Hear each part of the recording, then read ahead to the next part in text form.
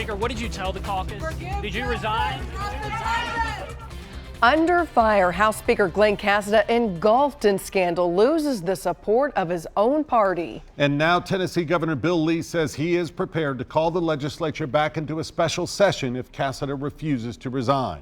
This follows an unprecedented 3-hour meeting of the House Republican caucus and a 45-24 vote of no confidence in the embattled speaker. Tonight, the governor gave Casada an ultimatum. He tweeted, "Today, House Republicans sent a clear message, and I'm prepared to call a special session if the speaker doesn't resign." Of course, this follows the scandal first uncovered by News Channel 5's chief investigative reporter Phil Williams. Phil? And just tonight, Speaker Casada also lost the support of every single member of his House leadership team following the text messaging scandal we first uncovered. It came after the speaker pleaded with members of his own party to give him a second chance.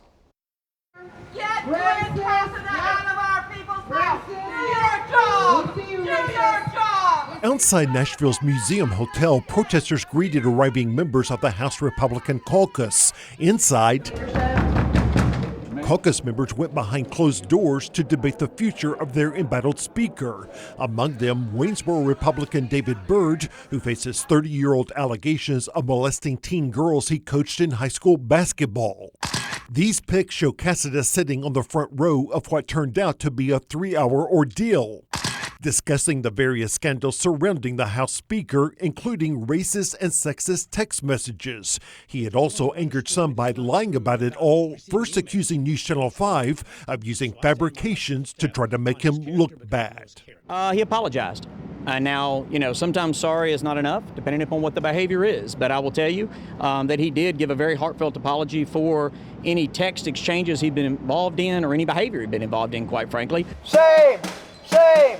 Shame! Back outside, protesters wrapped Casada's SUV with crime scene tape and covered it with messages calling for him to resign. Vote of no confidence. In the end, the speaker lost the vote of confidence on a secret ballot on a nearly 2-to-1 margin. He promised his colleagues he would try to regain their confidence over the coming months. I think what changed today is that you now know how a majority of the members of the Republican caucus feel about the allegations that have been made and what they have heard, mainly in the media and from others. But he is still speaker and has all the power as speaker. There's nothing that we could do as a caucus to remove him as speaker. Speaker, what did you tell the caucus? Did you resign? As he made a quick exit, Casada had nothing to say. Democrats see a big decision for him and for their Republican colleagues. He clearly needs to resign. In the unlikely event he doesn't, then we have a constitutional crisis and we'll have to go into special session.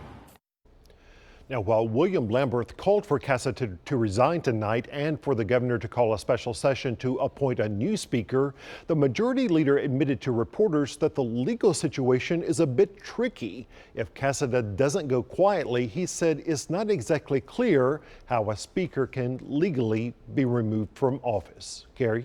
Thank you, Phil. Now, several people called for Glenn Casada's resignation tonight, including the chairman of the Tennessee Republican Party. He issued a statement saying it is time for the speaker to heed the advice of the majority of his fellow legislators and step down from his position of leadership and allow someone else to begin the process of restoring the trust of all Tennesseans. Next, as Phil mentioned, the House Majority Leader, William Lamberth of Portland, chimed in. He said, after today's vote, it is time for the speaker to resign, and I hereby request Governor Lee call a special session by the end of June for the House to choose a new speaker.